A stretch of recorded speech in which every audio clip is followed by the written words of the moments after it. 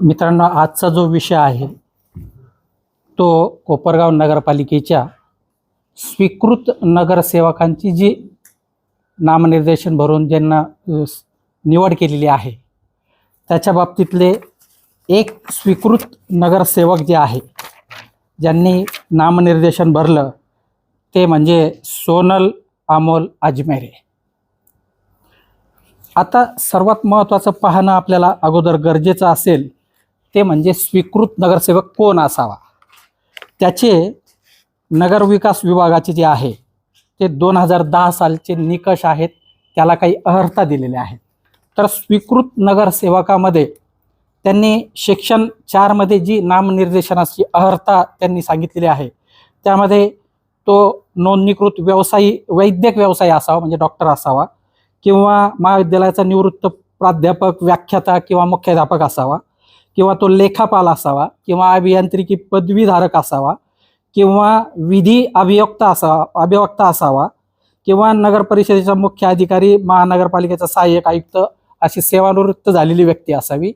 आणि शेवटची जी एक पात्रता आहे त्यामध्ये महानगरपालिका किंवा परिषद क्षेत्रात कार्यरत असणाऱ्या आणि समाज कल्याण कार्यामध्ये गुंतलेल्या मुंबई सार्वजनिक विश्वस्त संस्था अधिनियम 1950 खाली नोंदणीकृत समाजाधिष्ठित अशासकीय संघटनेचा पदाधिकारी म्हणून 5 वर्षाचा अनुभव असलेली व्यक्ती असेल।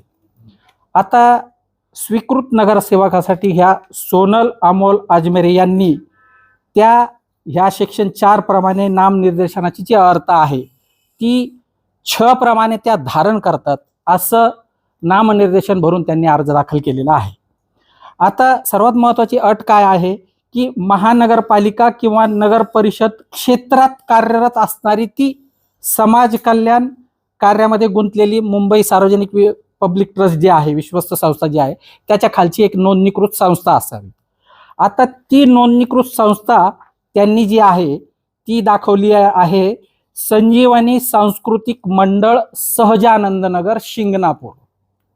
आणि ह्या पात्रतेमध्ये जे आहे स्पष्टपणे म्हटलेलं आहे की महानगरपालिका किंवा नगरपालिका क्षेत्राच्या हद्दीत कार्यरत असणारी संस्था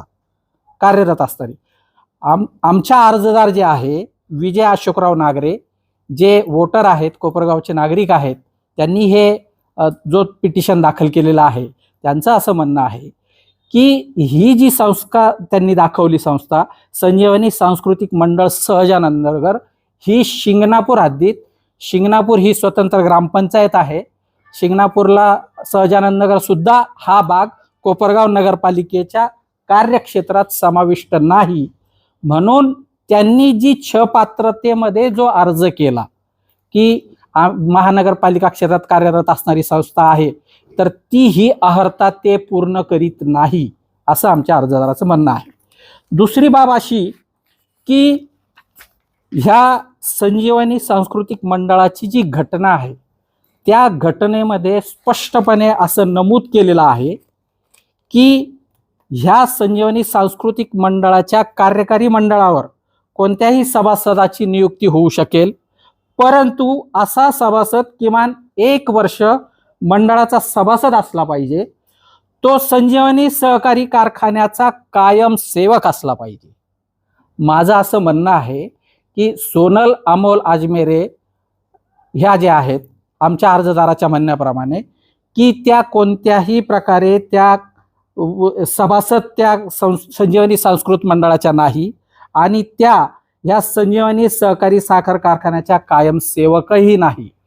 त्यामुळे सोनल अमोल अजमेरे यांनी जी पात्रता म्हणजे स्वीकृत नगरसेवकासाठी जो काही अर्ज केलेला आहे ती अर्हता ते धारण करत नाही, म्हणून आम्ही हा सदरचा अर्ज केलेला आहे।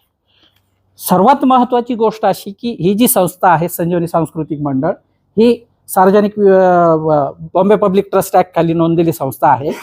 ज्या वेळेस एखादी नोंदलेली संस्था NGO, विकास परिषद किंवा काही एखादी सामाजिक संस्था असेल त्यावेळेस तिचा जो काही कार्यभार असतो तो धर्मादायिक मुंबई पब्लिक ट्रस्टच्या अंडर चालतो।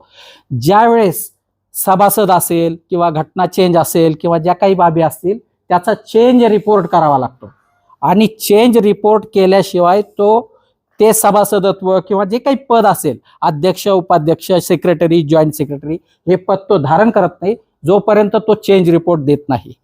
आमच्या अर्जदाराने ह्या संजीवनी सांस्कृतिक मंडळाचं जे आहे चेंज रिपोर्टसाठी धर्मादाय आयुक्ताकडे जे आहे आम्ही संपर्क केला. तिथे आम्ही नकलेचे अर्ज दिले आणि तेथून कागदपत्राच्या माहितीच्या आधारे 2017 नंतर कोणताही चेंज रिपोर्ट केलेला नाही.